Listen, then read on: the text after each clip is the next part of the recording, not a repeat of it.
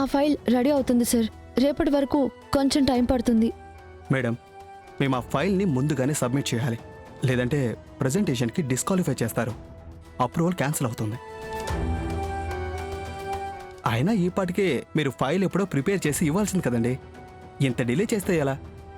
Sorry sir, file డిలేకి కారణం లేకపోలేదు, కానీ ఎవరికీ చెప్పుకోవడం సరికాదు. బట్ ఫైల్ రేపటికల్లా రెడీ చేసి మీకు పంపిస్తాను. Okay madam.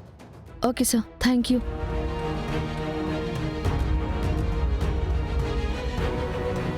ఫైల్ ఎప్పుడో రెడీ చేయమని చెప్తే ఈ సౌమ్య ఇంకా పని పూర్తి చేయలేదు.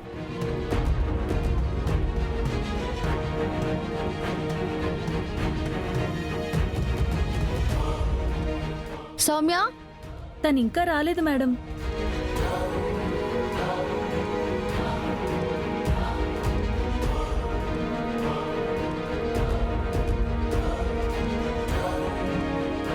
Good morning madam. ఇప్పుడు ఆఫీస్కి రావడం? ఇప్పుడు టైం ఎంత అవుతుంది అనుకుంటున్నావు? మేడం, చిన్న పనుండి రావడం ఆలస్యమైంది. Sorry madam. నీ పనికి మాలిన పిచ్చి సారీ ఎవరికి కావాలి? చెప్పిన పని చేయకపోవడం, ఎప్పుడు పడితే అప్పుడు ఆఫీస్కి రావడం, ఇండిసిప్లిన్గా మాట్లాడడం, ఇవన్నీ చేయడానికేనా నీకు శాలరీ ఇచ్చి ఇక్కడ పెట్టుకుంది?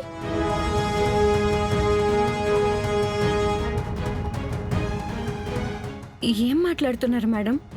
నేను ఇండిసిప్లిన్గా ఉండడం ఏంటి? మీరు చెప్పిన పని చేయకపోవడం ఏంటి? కంపెనీ ప్రెజెంటేషన్కి సంబంధించిన ఫైల్ సబ్మిట్ చేయాలి, రెడీ చేయమని చెప్పి ఎన్ని రోజులైంది? కనీసం కొత్త డిజైన్స్ని డిజైనర్ దగ్గర నుంచి కలెక్ట్ చేసుకున్నావా? ఒక్క డిజైన్ అయినా ఫైనల్ చేసావా? లేదు మేడం. బుద్ధి లేదా ఈ మాట చెప్పడానికి? ఒక పని అప్పగించినప్పుడు దాన్ని పూర్తి చేయడం మానేసి అనవసరమైన విషయాల మీద ఫోకస్ చేస్తూ పోతే ఇలాంటి తిట్లు తినాల్సి వస్తుంది. చూడు, ఈ ఒక్క రోజే నేను నీకు టైం ఇస్తున్నాను. ఈలోపు ఏం చేస్తావో నాకు అనవసరం. వర్క్ ఫినిష్ చేసి ఫైల్ నా ముందుంచాలి. ఆ ఫైల్ సబ్మిట్ చేస్తేనే ప్రాజెక్ట్ ఫినిష్ అయినట్టు. అది కానీ తేడా వచ్చిందో నీకు ఈ కంపెనీలోనే కాదు, వేరే ఎక్కడా జాబ్ చేసే అవకాశం లేకుండా చేస్తాను. జాగ్రత్త.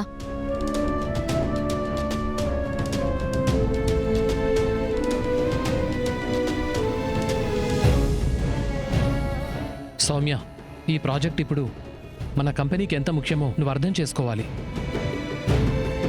శరణ్ ఇంతలా సీరియస్ అయిందంటే అందులో విలువైన కారణం ఉండకుండా ఉండదు.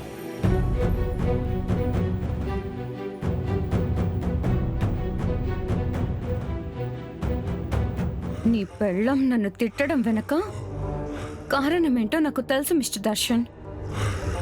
అది నా మీద పెట్టుకున్న పర్సనల్ గ్రడ్జ్ ఇలా చూపెట్టింది. అందరిలో కావాలని అవమానించింది.